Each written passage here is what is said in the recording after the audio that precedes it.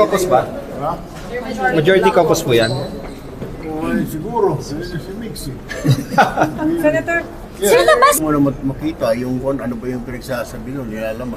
Naantay ko nga eh. Kasi nakita ko, nag-confirm yata isang TV network na sinasabi ni Senator Ping, but I still have yet to see ano bang nilalaman nun. Bakit? The question is what? Bakit? Ano mga ebidensya? Sir, Tapos kasi may mga chismis din na meron daw iba na dapat kasuhan talaga, pero medyo malamya. So, I don't know, pero initially, nung unang pagsasabi kanina, there's no such thing. Nung una kong nabasa kagabi sa Quran. Well, kung ako tatanungin mo, we'll just have to pass it to the ombudsman to make the decision. Di ba?